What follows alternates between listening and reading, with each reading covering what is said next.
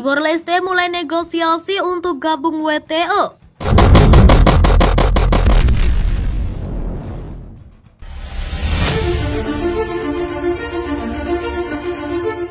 Timor Leste telah memulai negosiasi resmi untuk bergabung dengan Organisasi Perdagangan Dunia atau WTO.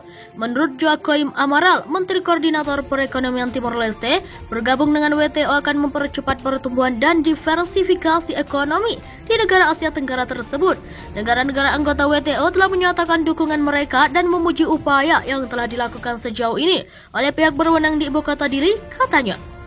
Pemerintah Timor Leste berkomitmen penuh untuk melaksanakan reformasi struktural, legislatif, dan kebijakan agar sesuai dengan aturan WTO.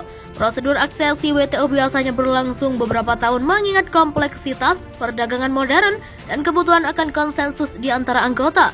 Pertemuan berikutnya untuk kasus Timor mungkin akan dilakukan pada awal 2021. Diversifikasi ekonomi Timor Leste mengutip João da Cruz Cardoso dalam tulisannya di The Diplomat. Studi tentang diversifikasi ekonomi di negara-negara penghasil minyak seperti Timor Leste menunjukkan kebijakan untuk mengurangi ketergantungan minyak berkisar pada 4 bidang. Disiplin fiskal dan moneter untuk mengendalikan penilaian mata uang yang berlebihan, menormalkan konsumsi, dan mengimbangi volatilitas ekonomi atau makro. Investasi pada sumber daya manusia dan infrastruktur untuk meningkatkan produktivitas tenaga kerja, mendorong inovasi, dan menarik investasi di sektor non-minyak, meningkatkan partisipasi sektor swasta dalam kegiatan ekonomi, dan intervensi kebijakan yang benar-benar menjawab tantangan yang dihadapi negara.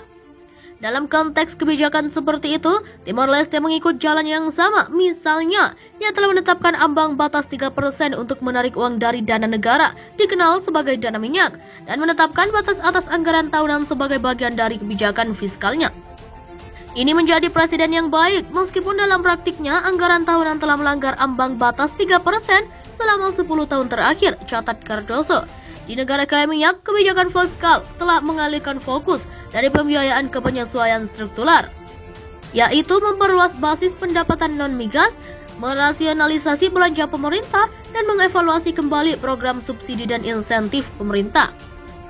Jenis penyesuaian fiskal ini dalam jangka pendek dan menengah mungkin memiliki efek yang tidak menguntungkan pada kegiatan non-migas, tetapi penting untuk pertumbuhan berkelanjutan jangka panjang. Namun tidak ada kebijakan moneter karena Timor Leste belum memiliki mata uangnya sendiri. Selanjutnya, pemerintah Timor Leste telah menetapkan dana pembangunan modal manusia dan dana infrastruktur sebagai strategi investasi untuk mengembangkan sumber daya manusia dan infrastruktur masing-masing.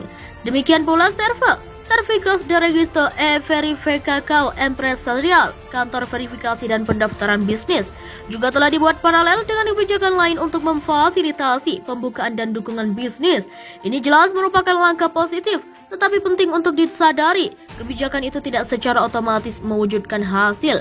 Menurut Cardoso, diversifikasi dapat didekati dengan 3 cara, yaitu diversifikasi di dalam sektor atau diversifikasi vertikal, diversifikasi lebih lanjut di sektor yang sudah sukses, dan pengenalan sektor-sektor baru yang memiliki potensi bagus atau diversifikasi horizontal. Negara-negara dengan cadangan minyak yang cukup besar sebagian besar mengadopsi diversifikasi vertikal untuk menambah nilai produk dalam sektor tersebut. Timor Leste sejauh ini telah menerapkan pendekatan ini sebagaimana dibuktikan dengan investasi dalam program Tasimene atau sekelompok proyek yang mencakup basis pasokan, penyulingan, dan kilang LNG di sepanjang pantai selatan negara untuk mengembangkan industri minyak bumi. Timor Leste telah berusaha keras untuk bergabung menjadi anggota Perhimpunan Bangsa-Bangsa Asia Tenggara atau ASEAN sejak 2011 lalu. Namun, upaya Timor Leste untuk menjadi anggota ASEAN yang ke-11 bisa terganjal karena ulahnya sendiri. Hal ini diungkap dalam artikel The Diplomat yang berjudul Timor Leste's Bid for ASEAN Membership Tarnished by Myanmar Food oleh Liu Han yang dirilis tanggal 29 Juni 2021. Tahun 2022, Kamboja mengambil alih kursi bergilir sebagai ketua dari ASEAN. Namun berpihaknya Timor Leste bersama Kamboja dalam keputusan berikut bisa mengarah pada hasil yang tidak menguntungkan untuk Timor Leste. Pasalnya, Dili berpihak pada Phnom Penh dalam abstain dari pemungutan suara pada resolusi yang tidak mengikat di Majelis Umum PBB yang mengutuk junta militer Myanmar.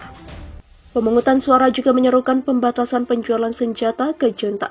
Secara luas ditafsirkan sebagai aksi jual beli untuk negara kecil dengan masa lalu yang penuh kekerasan.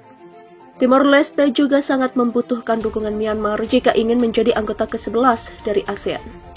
Mantan Presiden Jose Ramos Horta meminta maaf, menggambarkan keputusan itu sebagai suara memalukan. Dia mengatakan sangat kecewa negaranya hanya mengisolasi diri di ASEAN setelah Indonesia, Malaysia, Filipina, Singapura, dan bahkan Vietnam mendukung PBB resolusi atas Myanmar.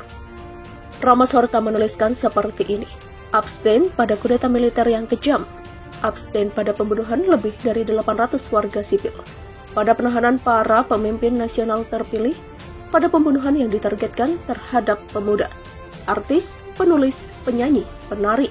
Di dalam negeri, parlemen telah menyetujui resolusi yang menyerukan solusi untuk krisis tersebut. Ramos Horta mencatat bahwa Perdana Menteri, Presiden, dan orang-orang senior dalam urusan luar negeri tidak diajak berkonsultasi mengenai pemungutan suara. Mereka bertanya siapa yang membuat keputusan. Brunei, Laos, Thailand, dan Kamboja bergabung dengan China dan Rusia dalam abstain ketika 119 negara mengeluarkan resolusi yang tidak mengikat. Tetapi setidaknya mereka menandai junta dan akan membantu meletakkan dasar hukum yang diperlukan untuk menuntut para jenderal Myanmar di masa depan. Penolakan itu seharusnya tidak mengejutkan.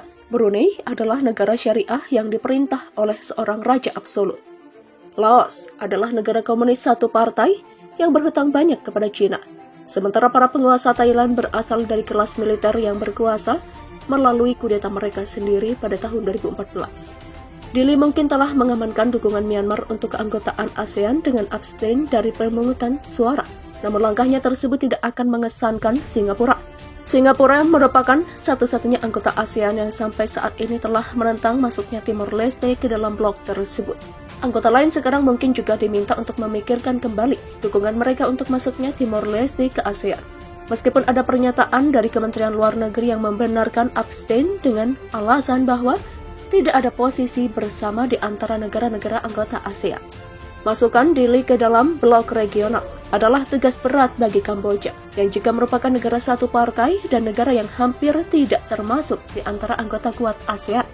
Pengaruhnya akan sangat meningkat ketika mengambil kursi dan dapat membentuk agendanya sendiri dengan ambisi ASEAN Timor Leste di dekat puncak.